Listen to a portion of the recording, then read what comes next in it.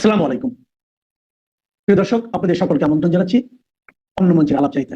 ভাবা গিয়েছিল এই দোস্তি সেই শোলে ছবিতে অমিতাভ বচ্চন ও ধর্মেন্দ্রর গানের মতো। গানটা কি ছিল? ইয়ে দোস্তি হাম নেহি তোড়েঙ্গে।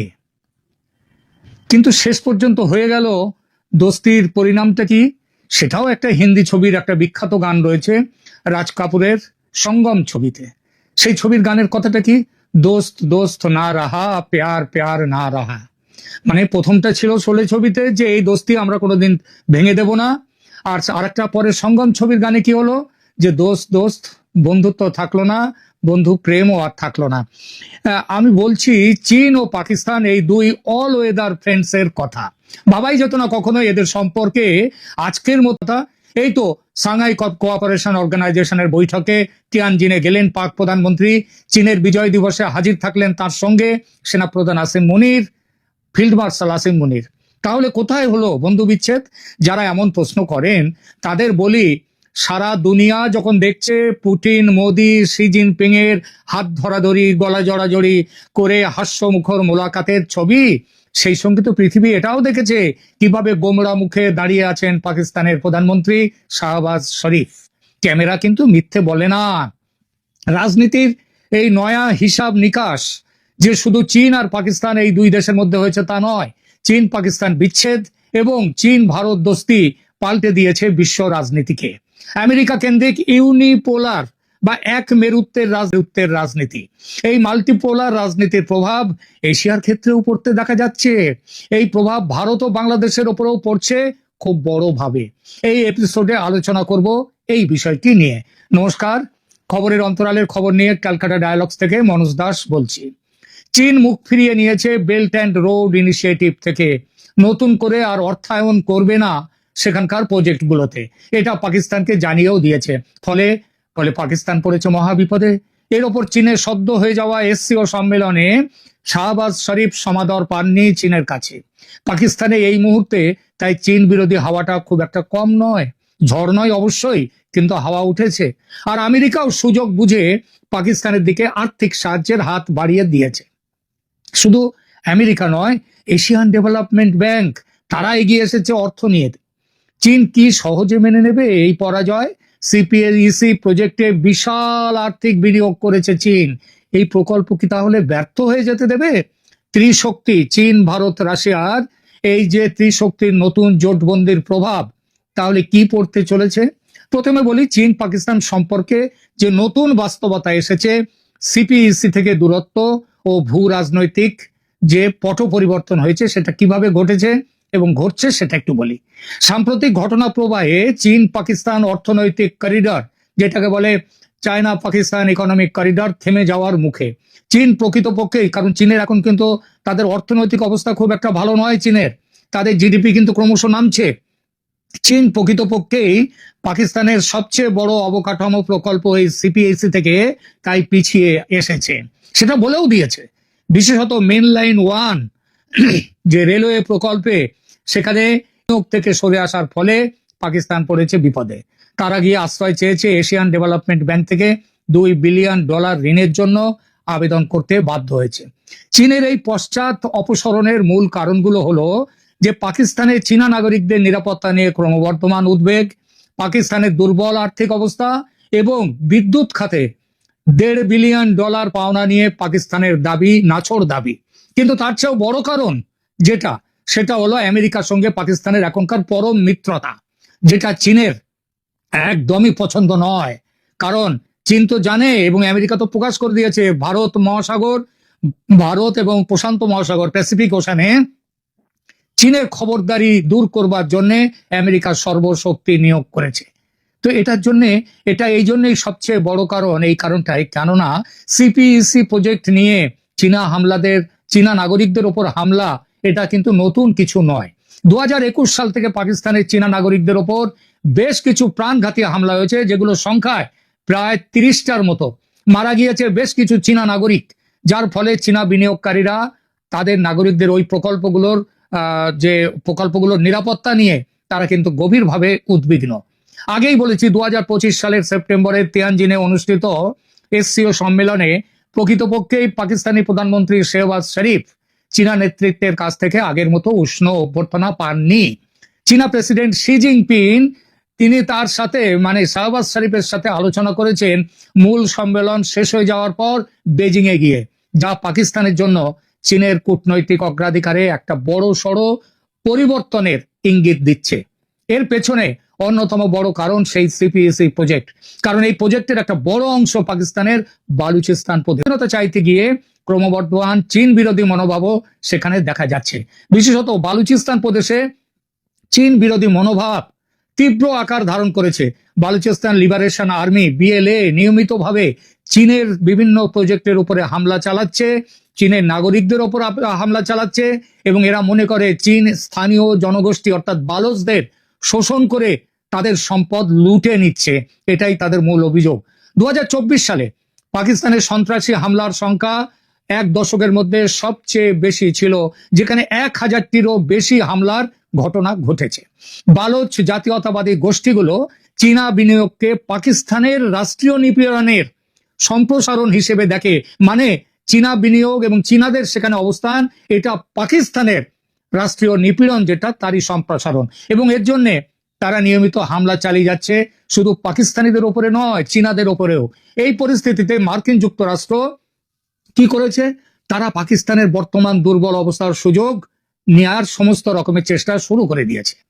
নিরাপত্তা খাতে $397 মিলিয়ন F-16 বিমানের তত্ত্বাবধানের জন্য আলাদা করে তারা দিয়েছে পাকিস্তানকে। 2023 সালে মার্কিন যুক্তরাষ্ট্র পাকিস্তানকে প্রায় $170 মিলিয়ন সহায়তা দিয়েছিল, যার প্রায় পুরোটাই 98.5% অর্থনৈতিক উদ্দেশ্যে ব্যবহৃত হয়েছে। এটা চীনা বিনিয়োগের তুলনায় খুবই নগণ্য, কিন্তু মনে রাখবেন কৌশলগত দিক থেকে এর যথেষ্ট গুরুত্ব আছে। শুধু তো আমেরিকা নিজে দিচ্ছে না, এশিয়ান ডেভেলপমেন্ট ব্যাংকেও পর্যন্ত এগিয়ে দিয়েছে, কারণ আমেরিকার নিজের যে আর্থিক অবস্থাও কিন্তু এখন ভালো নয়, এবং এশিয়ান ডেভেলপমেন্ট ব্যাংক প্রকৃতপক্ষে পাকিস্তানের সহায়তায় এগিয়ে এসেছে। তারা ওই ML1 মানে মেল লাইন 1 রেল প্রকল্পের করাচি রাহরি অংশের জন্য $2 বিলিয়ন ঋণ প্রদানে সম্মত হয়েছে। এটি প্রথমবারের মতো কোনো মাল্টিল্যাটারাল ব্যাংক মানে চীনের বাইরে অন্য কোনো ব্যাংক কিংবা অন্য কোনো সংস্থা এসে সেখানে মূল প্রকল্পে অর্থায়ন করবে। তবে এডিবির ঋণের সুদের হার মানে এশিয়ান ব্যাংকের ঋণের সুদের হার চীনের রিয়াতের যে তুলনায় ঋণের তুলনায় অনেকটাই বেশি। তাহলে প্রশ্ন উঠছে, চীন যখন পেছনে পা ফেলছে, তাহলে কি CPEC China Pakistan economic project যে এইটা ইকোনমিক করিডর সেটা কি ব্যর্থ হয়ে যাবে? দেখুন, সিপিইসি প্রকল্প সম্পূর্ণ ব্যর্থ হয়ে গেছে এটা বলা যাবে না, তবে এটা অবশ্যই বলা যায় যে এই প্রকল্প তার প্রত্যাশিত লক্ষ্য অর্জনে ব্যর্থ হতে পেরেছে। এখনো 23টি প্রকল্প চলমান রয়েছে, কবে যে শেষ হবে তার সেটা বোঝাই যাচ্ছে না। আর এর পেছনে যে আবার প্রচুর অর্থ কয়েক শত বিলিয়ন ডলার যে এখানে আবার নতুন করে বিনিয়োগ করতে হবে সেইটা কিন্তু এখন চীন সেই জায়গাতে নেই। আর তার তো মূল সমস্যা তো আছেই, যে দুর্বল বাস্তবায়ন, দুর্নীতি, নিরাপত্তা সমস্যা, পাকিস্তানের ঋণের বোঝার মোট ঋণের প্রায় 40% চীনের কাছেই শুধু। এছাড়া পাকিস্তানের রাজনৈতিক অস্থিতিশীলতা রয়েছে। ওই তালিবান যে পাকিস্তানের, তারাও পাকিস্তানের সেনার বিরুদ্ধে লড়ছে, আফগানিস্তান থেকে আসছে, এসে সেখানেও আক্রমণ করছে, তাদেরও আক্রমণের মুখে পড়ছে চীন। সুতরাং চীনের ভবিষ্যৎ কৌশল এখন হচ্ছে এরা সম্পূর্ণভাবে পাকিস্তান ছেড়ে যাবে না, কারণ জিনজিয়াং থেকে গোয়াদার পর্যন্ত সংযোগ তাদের কৌশলগত স্বার্থের জন্য অত্যন্ত গুরুত্বপূর্ণ। তবে তারা তাদের বিনিয়োগ কৌশল পুনর্বিবেচনা করছে এবং আরো সতর্ক পদ্ধতি অবলম্বন করছে।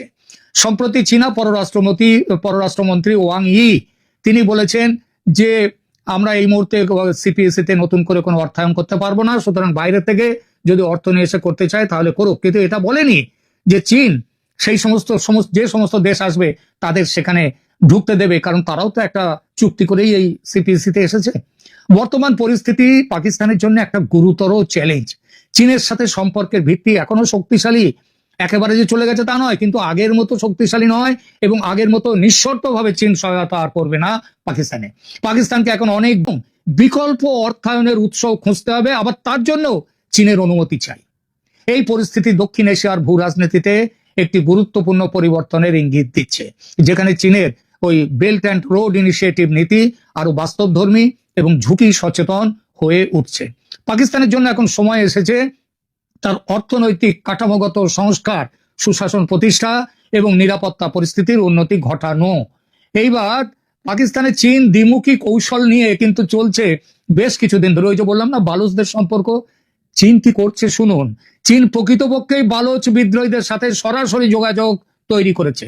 2018 সালে, আজ থেকে 7 বছর আগে, ফাইন্যান্সিয়াল টাইমস আমেরিকার পত্রিকা, তার রিপোর্ট অনুযায়ী চীন 5 বছরেরও বেশি সময় ধরে, তার মানে 18-র 5 বছর আগে, মানে কবে, 2013 সালে, তখন কিন্তু সিপিএসি প্রজেক্ট হয়নি, সেই সময় থেকেই গোপনে বালোচ সশস্ত্র গ্রুপগুলোর সাথে আলোচনা চালিয়েছে তাদের ভবিষ্যতের সিপিএসি প্রকল্প সুরক্ষিত করার জন্য। সাম্প্রতিক প্রতিবেদনে দেখা গেছে যে চীন বালোচ রিপাবলিকান আর্মি ব্রা, তার সেটা হচ্ছে একটি বালোচ বিচ্ছিন্নতাবাদী জোট, তাদের সাথে যোগাযোগ করেছে। এটি কিন্তু চীনের ঐতিহ্যবাহী অহস্তক্ষেপ নীতি, অন্য দেশের ব্যাপারে মাথা গলাবো না, এই নীতি থেকে সরে আসা, যা পাকিস্তানের ওপর তাদের ক্রমবর্ধমান হতাশার ইঙ্গিত দেয়। গোয়াদার বন্দর চীনের জন্য নিছক বাণিজ্যিক ব্যাপার নয়, বরং কৌশলগত নিরাপত্তা ভালভ হিসেবে কাজ করে। চীনের তেল আমদানির 80% তেল মালাক্কা প্রণালী দিয়ে আসে এবং গোয়াদার হচ্ছে এর বিকল্প রুট, যে রুট আরো সাশ্রয় করে। এই ভূ রাজনৈতিক গুরুত্বের কারণে চীন গোয়াদার থেকে সরে যেতে পারবে না, এমনকি পাকিস্তানের সাথে সম্পর্ক খারাপ হলেও যাবে না। বর্তমানে চীন গোয়াদার পোর্টের মোট আয়ের 91% পায়, যেখানে পাকিস্তান পায়, গোয়াদার পোর্ট অথরিটি তারা পায় মাত্র 9%। এই একচেটিয়া নিয়ন্ত্রণের মাধ্যমে চীন তার কৌশলগত যে উদ্দেশ্য সেটা সুরক্ষিত রাখছে। মার্কিন যুক্তরাষ্ট্র, ইতিমধ্যে একটা অন্য ব্যাপার ঘটে গেছে। মার্কিন যুক্তরাষ্ট্র 2025 সালের আগস্টে বালুচিস্তান লিবারেশন আর্মি বিএলএ এবং তার সহযোগী মজিদ ব্রিগেডকে বিদেশি সংগঠন, সন্ত্রাসী সংগঠন হিসেবে তালিকাভুক্ত করেছে। এটা কারণ বিএলএ পাকিস্তান 2006 সাল থেকেই বিএলএ কে নিষিদ্ধ করেছিল, কিন্তু আমেরিকা এতদিন কান দেয়নি। আজকে আমেরিকা কান দিয়েছে, তারা নিষিদ্ধ করেছে। তো এখন এর ফলে, আগেই বলেছি যে গোয়াদার বন্দর চীন কখনোই ছাড়তে পারে না। তাহলে প্রশ্ন ওঠে, পাকিস্তানের সঙ্গে সম্পর্ক যেভাবে খারাপ হচ্ছে, যেভাবে আমেরিকা এসে ঢুকে পড়ছে, এই পরিস্থিতিতে চীন কি করতে পারে? সহজে যে উত্তরটা মাথায় আসে সেটা হলো, বালুচিস্তানকে পাকিস্তান থেকে বিচ্ছিন্ন বছর ধরে করে যাচ্ছে চীন, কিন্তু সেটা সীমিতভাবে। পাকিস্তানে চীন দ্বিমুখী কৌশল নিয়ে চলছে বেশ কিছুদিন ধরে। চীন প্রকৃতপক্ষে বালুচ বিদ্রোহীদের সাথে সরাসরি যোগাযোগ স্থাপন করেছে। ওই যে ফাইন্যান্সিয়াল টাইমসের ফাইন্যান্সিয়াল রিপোর্টের কথা বলেছি, সেইটা। তা বিদ্রোহীদের পক্ষ থেকেও চীনকে বলা হয়েছে গোয়াদার বন্দরের নিরাপত্তার জন্য পাকিস্তানের সঙ্গে নয়, তাদের সঙ্গেই কথা বলতে হবে চীনকে। সাম্প্রতিক প্রতিবেদনে দেখা গেছে যে চীন বালোচ রিপাবলিকান আর্মির সাথে যোগাযোগ করেছে। পাকিস্তান বহুদিন ধরে বলে আসছে যে বালোচ বিদ্রোহীদের সামরিক সাহায্য দিচ্ছে ভারত। এই বিষয়ে কোনো পাকা প্রমাণ যেমন পাকিস্তান দিতে পারেনি, তেমনি ভারতও এই অভিযোগকে পাত্তা দেয়নি। উল্টে কয়েক বছর আগে 15ই আগস্টের স্বাধীনতা দিবসের অনুষ্ঠানে দিল্লির লালকেল্লা থেকে দেওয়া ভাষণে বালুচদের স্বাধীনতা সংগ্রামে সমর্থনের কথা প্রকাশ্যে বলেছিলেন প্রধানমন্ত্রী নরেন্দ্র মোদী। অর্থাৎ পাকিস্তান থেকে বালুচিস্তানকে বিচ্ছিন্ন করাটা যেমন ভারতের পক্ষে খুবই একটা ভালো বিষয়, তেমনি গোয়াদার বন্দর যেটা চীনের কাছে জরুরি, তার জন্য বালুচিস্তানের স্বাধীনতা সংগ্রামে সাহায্যের হাত বাড়িয়ে দেওয়াটাও আবার তাদেরও পক্ষেও ভালো। এটা তারা গত কয়েক বছর ধরে করে চলেছে।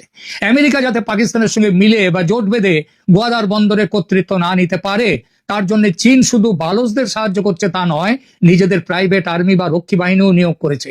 এই প্রাইভেট আর্মি প্রায় পাকিস্তানি সেনা পুলিশের সঙ্গে ঝামেলাতেও জড়িয়ে পড়ছে।